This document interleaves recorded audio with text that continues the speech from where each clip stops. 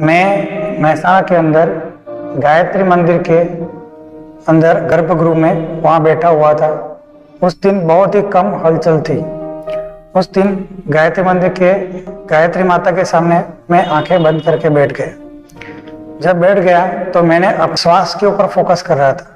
जैसे श्वास पे फोकस हुआ तो श्वास धीरे धीरे गहरे होते गए। फिर एक टाइम ऐसा आया कि श्वास इतना डीप होने लगा कि मुझे भी मालूम नहीं पड़ा कि मेरा श्वास इतना डीप तक जा रहा है। फिर श्वास इतना बाहर आ रहा है। फिर तेजी से श्वास की गति बढ़ गई। एक बार जब ये ऊर्जा शांत हुई, मेरे शरीर से नीचे की ऊपर की ओर बढ़ रही थी। ये ऊर्जा जब शांत हुई तब मैंने देखा, मेरे ऐसा महसूस हुआ कि मेरे सिर के दो आंखों के बीच में ऊपर क्या कहते हैं फोरहेड होता है, जिसको गुजराती में कपाड़ कहते हैं, उसके अंदर एक होल हो चुका है। ऐसा रिसर का होल हो चुका है, ऐसा महसूस हुआ।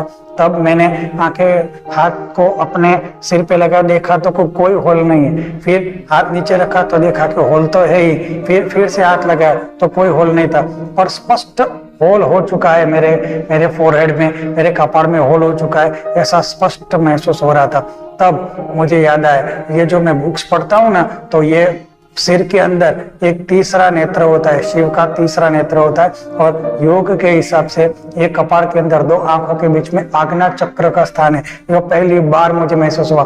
मुझे मालूम नहीं सब लोगों को महसूस होता है कि नहीं, पर उस दिन मुझे मालूम पड़ा कि अगर आज्ञा चक्र है तो पांवों के बीच में, तो दूसरे चक्र भी 100% मौजूद होंगे।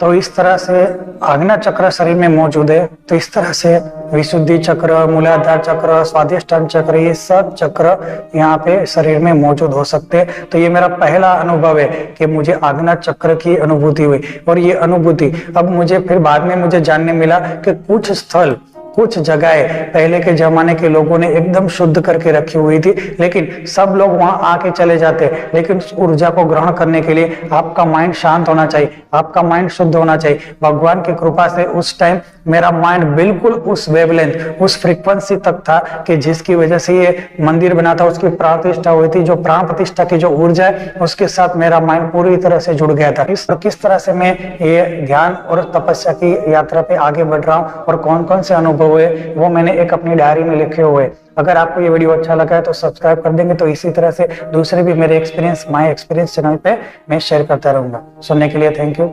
जय गुरुदेव।